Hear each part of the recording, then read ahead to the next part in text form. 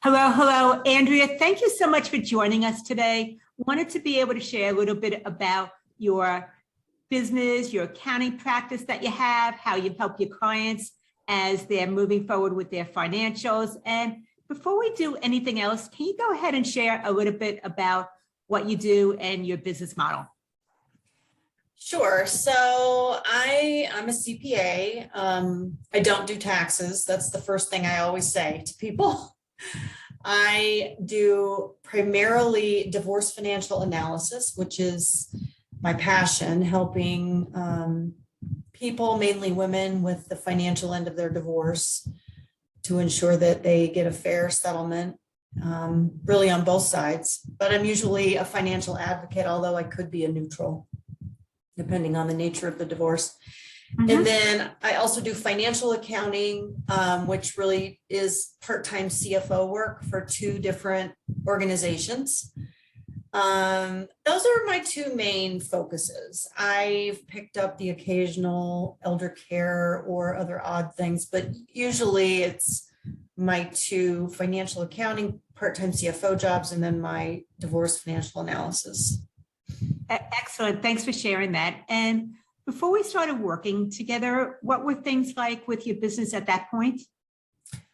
Well, I was working by the hour for my divorce clients, which I thought $200 an hour was a lot, but then I would get extremely stressed about, worried that they would be upset with a bill that was too big. And I think they were stressed, not knowing how big the bill would be. And so that was always kind of stressful. It's very rewarding work, but I didn't like the billing part of it. And then my monthly clients, I enjoy the work, but I always knew that I wasn't getting paid what I was worth. I was getting paid monthly on both of those, but one of them I hadn't raised my rate in 27 years. And the other one, when I started with him, I quoted low because I needed the work, but then I was afraid to raise his rate. So that's kind of where things stood when I attended your first webinar. And I think that raising rates and the concerns about that is pretty common.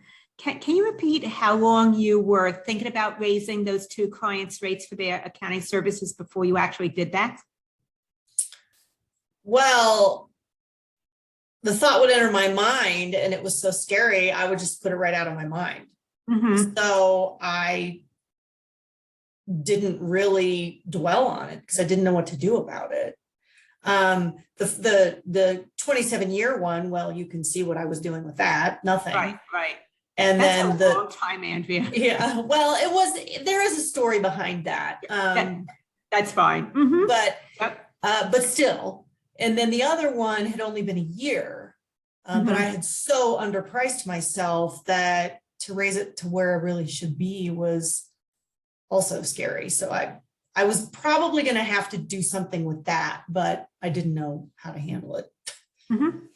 And was there a particular reason that you decided to look for some outside help to be able to make those changes? I mean, quite honestly, I was just looking for continuing education because as CPAs, we need tons of it that was relevant. And most of it is so boring and just technical or whatever. Yours, I thought when I read the title of it, I think it was Raise Your Rates Without Losing Your Clients or something like that. I thought, oh, that's exactly what I need to do. I need that.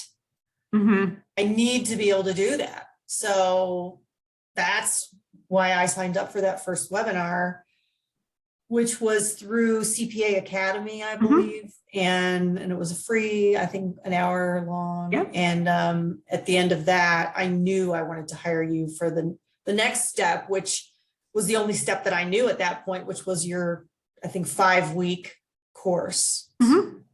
Right.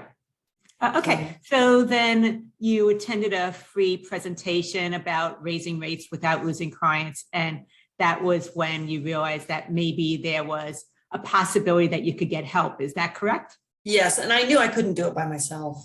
I mean, I understood the steps, but knowing myself, I get busy. I would chicken out probably, and I knew I needed help. So I'm not afraid to ask for it. Good for you. And were there any obstacles that you had about making the decision for us to work closely together? Hiring you as a business coach, you mean?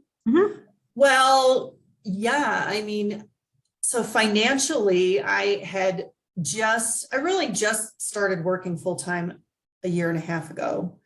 And after my own divorce and so on and so on, I had, I think, $11,000 or something in my business bank account. And I was thinking, okay, well, I really should reinvest that in my business because I need to do that to push myself forward. But it was really scary because I pretty much had to let go of my entire profit for the year. But I had so much confidence, and you had presented it to me in such a way that I knew it would work. Rationally, emotionally it was scary, but rationally it made so much sense. That was probably my biggest obstacle, just letting go of the money. It was scary. It was a significant investment that you went, but you actually went through a course first with me. I did. Before we started working more closely together, correct? I did, yeah. Yep. Yeah, the 6-week course. And at the end of that, I knew I needed to push forward with this. It just confirmed what I had thought from that first webinar and just gave me a lot more information. And I think I also, in that setting, was able to hear from and meet people who were working with you as a business coach. As I recall, it was a combination of people like me and people that had worked with you. So, and we seem to have so much in common. Us accountants, I guess we're all a lot alike in a lot of ways. So. And one of the things that you talked about is letting go of the money or making the investment.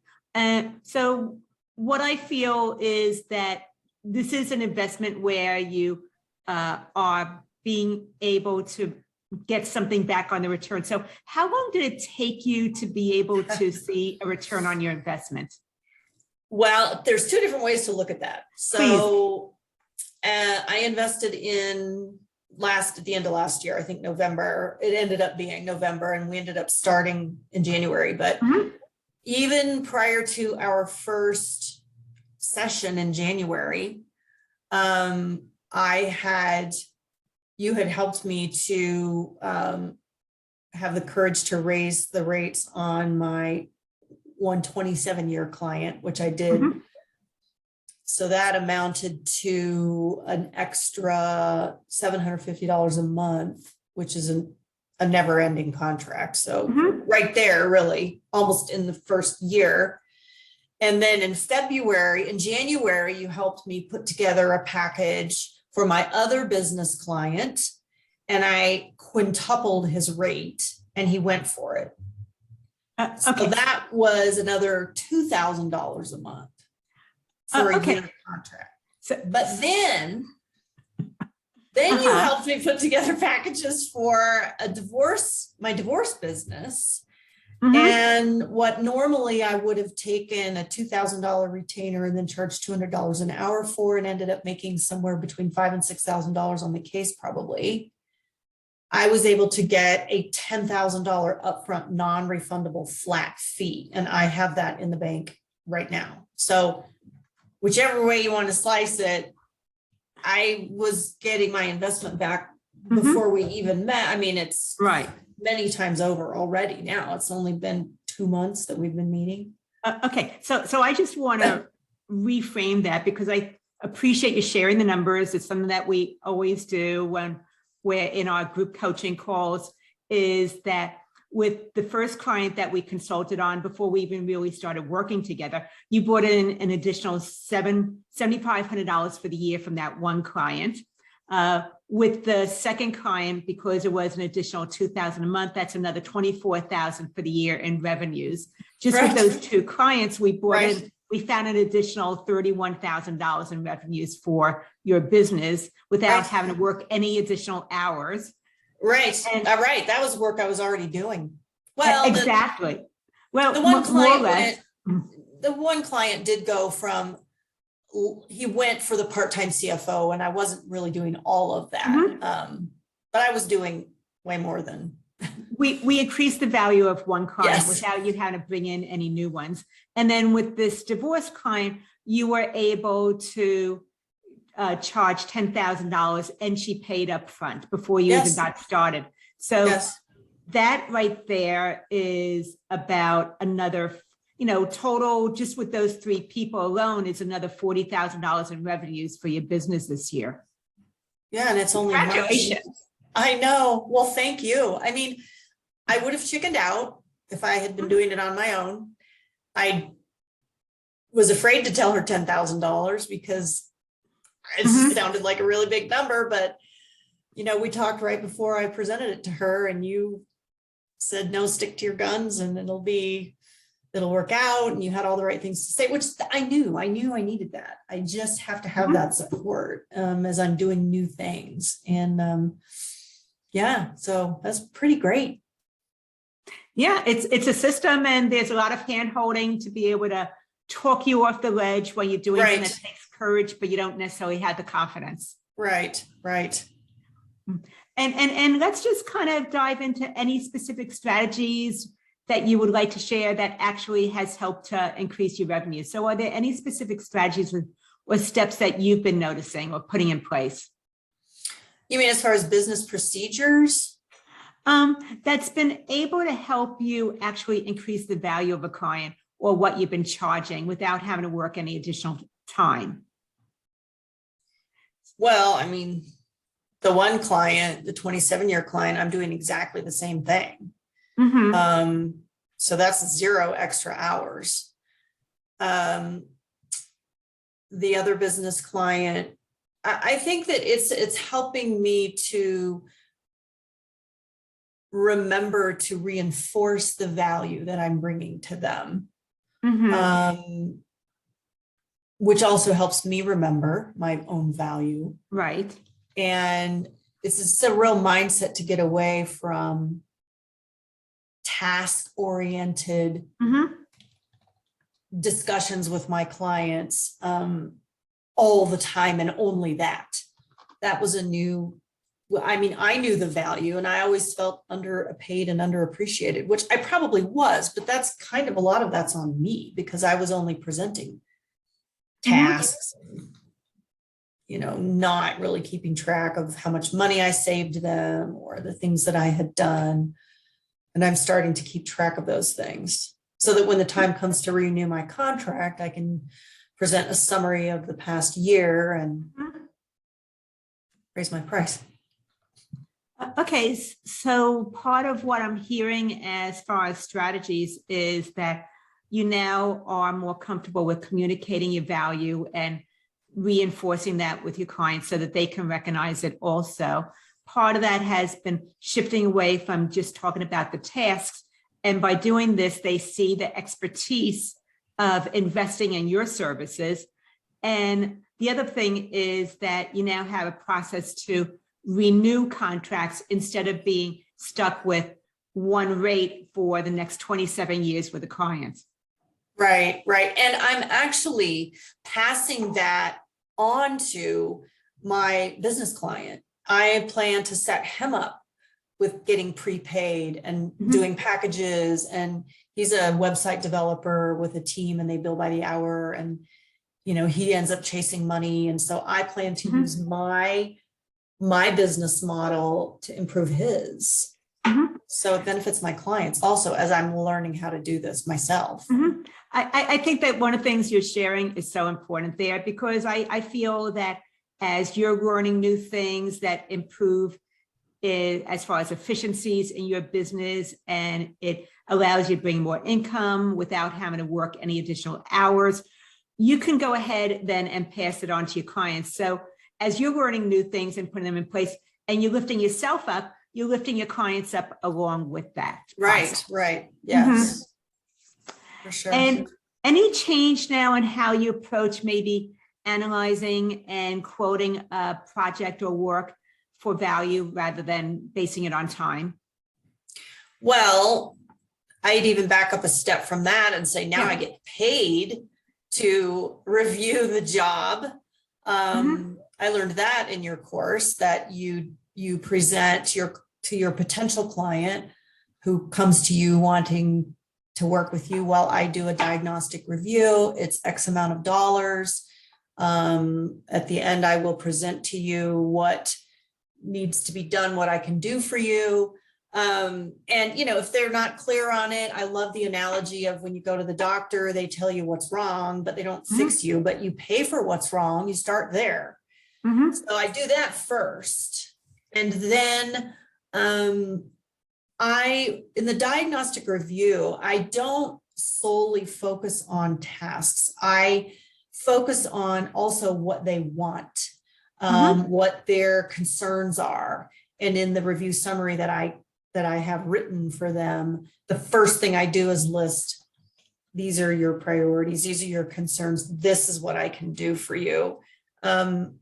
Alleviating your concerns, that is value, because we all want less stress, and what gives us stress are our concerns about our business. So knowing that I even identify that I have been able to summarize and identify with them, they love that.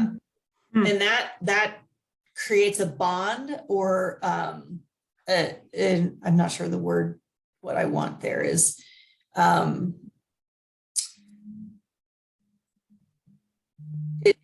it brings, I guess, a bond, where they're feeling comfortable with me. And then I don't talk about just tasks. I talk about what they want, and that I can do that. And before, were you actually doing something similar, but you just weren't getting paid for it? As far as the work goes, or the presentation? Well, with the diagnostic review. So you talked about a diagnostic review. They meet with you for free initial consultation. You then do a diagnostic review. Were you doing something similar before, when you first met with them? You just weren't getting paid for it. Correct. Yeah, I just wasn't getting paid for it, because I didn't feel like I could charge them if I wasn't doing a task. So this way, they are getting value. I wasn't able to see it really. Okay, so now you have a new stream of revenue where you're getting paid for something you were previously doing for free. Right. And I've done it one time and she didn't even hesitate. So. And it's a way for her to be able to gain trust in you, that you can deliver on your promises, and create some rapport or relationship of what it's like to work together. Well, and it does actually, now that you mention it, I am delivering a work product that's very professional, very detailed. It shows that I guess what I was trying to say before, that I'm in touch with their specific needs and wants. So it is, a well put together summary. And yes, that would give them confidence that, oh, this person's professional and she sounds like she knows what she's talking about. And so. And this way they no longer see you as just that technician, because you're no longer talking just about the tasks. You're really talking about what's possible, because you know how to do those things for that person. Solve that problem, remove that stressor. Right. One of the things that you mentioned before is going back to your 2 accounting clients and raising their rates. I know that you did it without any pushback. Can you share a little bit about how that worked out for you, where you were able to get an increase with both of them, but there wasn't really any pushback on their end? Well, it's interesting because, so the 27-year client, the board of directors are the ones that made that it was presented to. And they first wanted to know how many hours I spent every month. And I initially refused to give them that. I just said, it's not about the hours. It's about what I do. It's about all these things that I do and the value that I bring. I ended up telling the hours because it was so ridiculous. My hourly rate ended up being so ridiculously low. It was like less than a bookkeeper, and I'm a CPA with 30 plus years of experience. It was kind of on their end, I probably was kind of a little bit shaming, like, oh, we're taking advantage of her. So that sort of probably worked out to my benefit, but Mhm. they didn't even hesitate. And I asked for an annual amount from them, and they didn't even question it. I probably could have asked for more, but I did that without you. Mhm. I did raise it, but I could have probably raised it more, but that's okay. Then That's the okay. second, It's a start. yeah, then the second one, you and I put together 3 packages, Mhm. and the lowest one was basically what I was already doing with nothing extra for $100 a month more, I think, or something, $100 or $200 a month more. Then we had a middle package, and then we had a top one, which you priced at $2,500 a month, which I thought, I didn't even think that he would do that. But as we talked, and in the group, and you said you start with the top one first, you present that one first. And so I did. And before I was even finished presenting that one, he said, oh, that's what I want. That's exactly what I need. This is really very timely. And he just went on and on. And I said, well, don't you want to hear about the other 2? And he's like, well, I mean, not really. And then I tried to tell him about the other 2, which I won't do that again, but it didn't matter. In the end, he didn't really want to hear because he'd already heard what he wanted. So I was just floored, and I had stewed over that and worried over that and, overanalyzed and thought about it. And it was so easy because I could see from working with him, he really did need it. And I knew that he had the money to do it. I just didn't know if he would or not, but so it was easy. It was an easy sell. Or maybe he didn't know that you could do that for him, and he would have gone someplace else for that. He didn't realize what all he needed and what a part-time CFO could do for him. Right.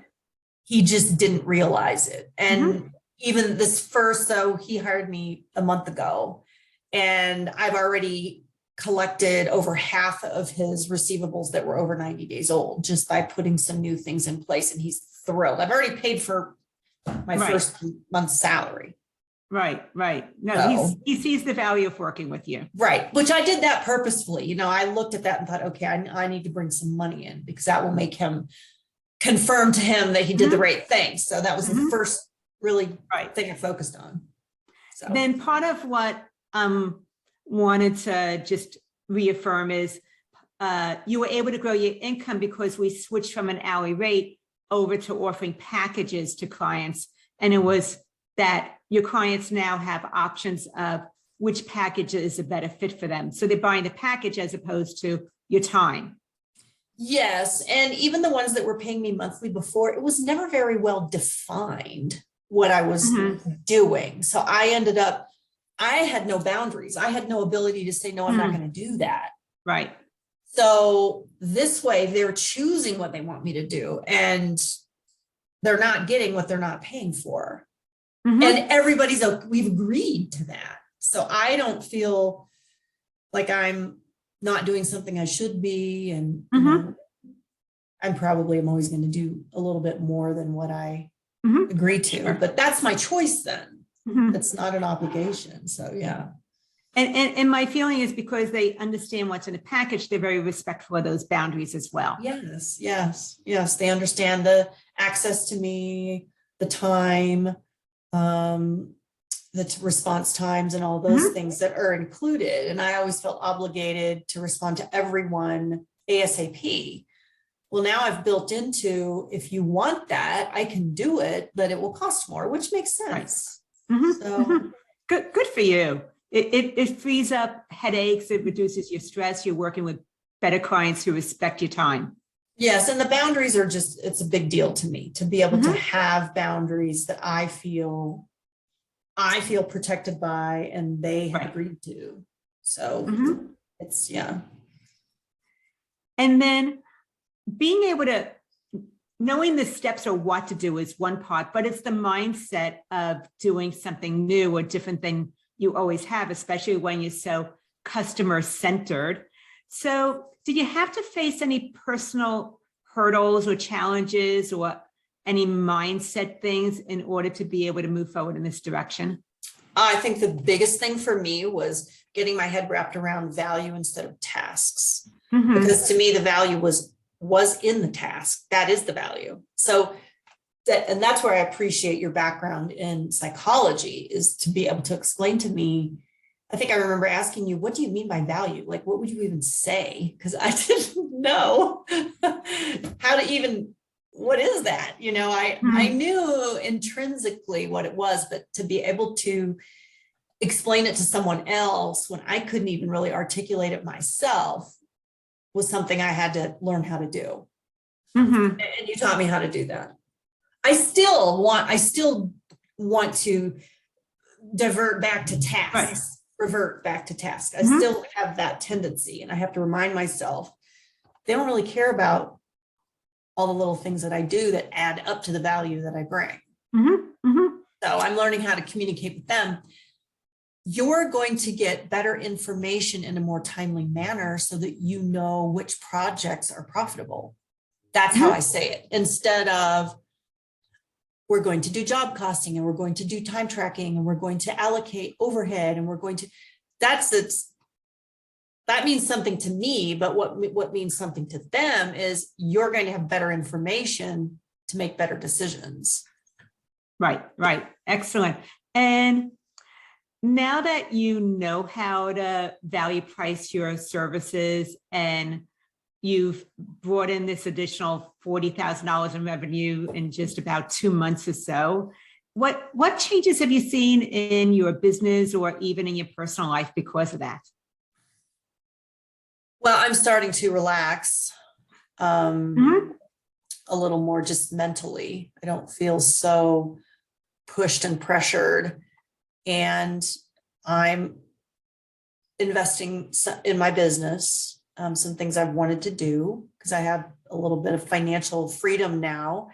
Mhm. And I'm hopeful that, I'm hopeful. I don't feel like I'm always barely keeping up and stressed out about billing my clients. You know, a higher hourly rate is fine, but if you're stressed out using it, it's not fine. Mhm. So knowing that I don't have to bill is amazing. I still keep track of my time because I want to know, Sure. you know, how efficient I'm being, but I don't have to do any billing.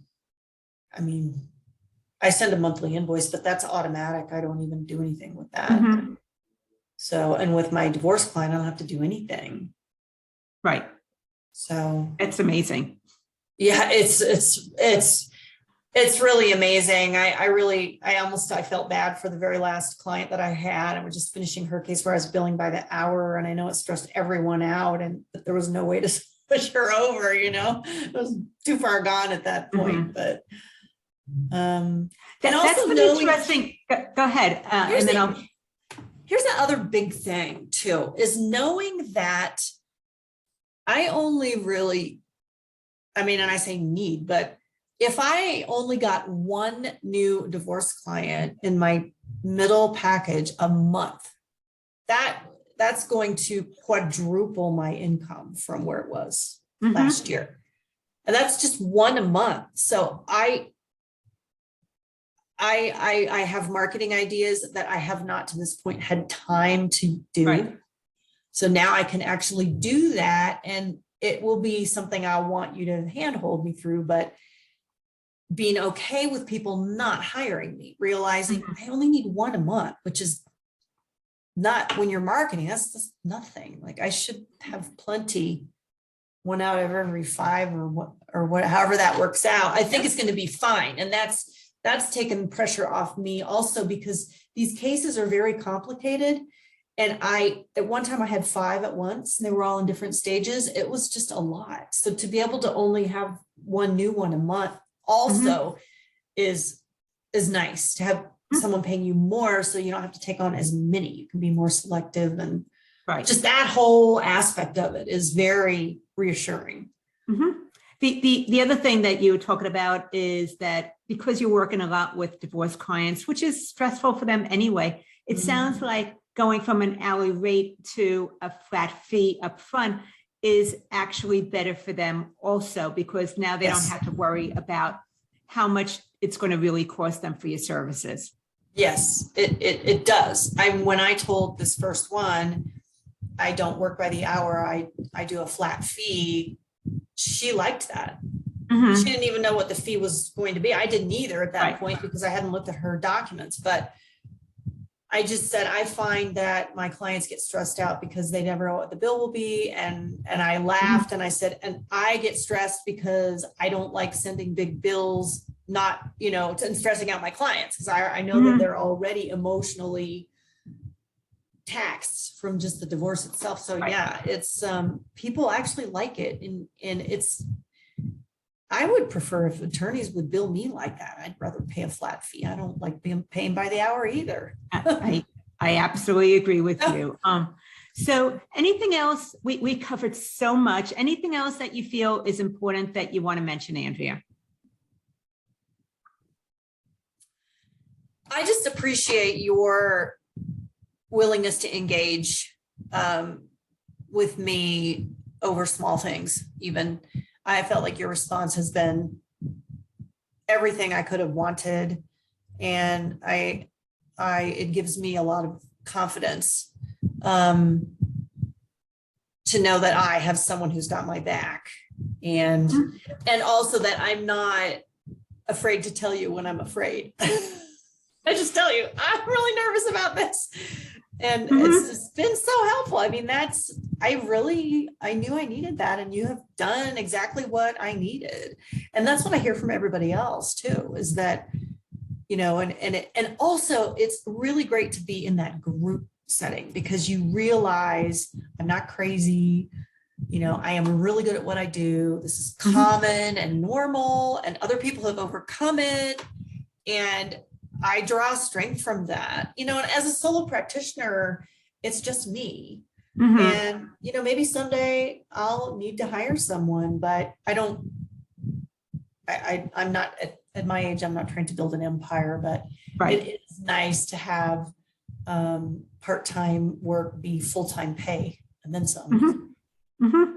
Well, I just want to acknowledge everything you've done in a very short period of time of going from an hourly rate over to offering packages, instead of getting paid in arrears by having to track time and invoice, you're now getting paid before you do the work. You've been able to understand the value and you're better at communicating it with them. You created a new stream of revenue by now doing a diagnostic review, which is something you were doing before, but you just were doing it for free and not getting paid. I mean, just those things that you've done in under 60 days and the fact that you've made back 4 times your investment. It's breathtaking, really. I mean, that's better than the stock market. Oh, well, yeah, that's for sure. Not going to even go there, but No. And the thing is that you knew what you wanted. It just took courage of you being ready to realize that it's now time. You didn't want to continue doing things as they had been for all the time. So, I mean, us accountants, we're not marketing professionals and we're not into sales. We are very, very good at what we do, but we have to really get kicked out of our comfort zone to learn how to present all these things, value, have confidence, put together packages. Like we're just like, give me the list and I'll do it. Yeah. Which I like that too, because you actually did that too. Here's your list. Yeah. Okay. Yeah. You know what you want, and now you get the steps on how to do it. And if you need hand holding along the way, we have that, whether it's in a private session or as you mentioned with the group coaching calls and other people that have done it, sharing what they've experienced in order for you to get the best results possible. Right. And can you go ahead and share how people might be able to get in touch with you if they're interested in, what it is that you offer, especially with the divorce clients that you work with, making sure that they are really getting the best representation financially as they're going through this process? Absolutely, yes. I have a website, of course, and Mhm. it is changingtidescpa.com, which is like the ocean tide changing. It's Mhm. meant to be reminiscent of the changing of life, which is ebbing and flowing all the time. So Changing Tides CPA, they can go there, and there they can read about what I do. There's a calendar link to sign up for a free consultation on my calendar, or they can just send me an email to get more information. Excellent. Andrea, thank you so much for having this conversation with me and sharing the journey that you've been on and how you've been really making changes and putting steps in place to continue to evolve and serving your clients at a higher level. Yeah, I appreciate it. Everything you've helped me do. And it really, I can't believe it's been 60 days. It's been busy. It has, I won't lie. It has been very busy. In the middle of that, I redid my website too. But it's been worth it. And now I'm starting to breathe and looking back, and it's great to hear the numbers summarized like that. I didn't really think about that. Absolutely. Anyway, so thank you so much. Take care. Okay, thanks, Lauren.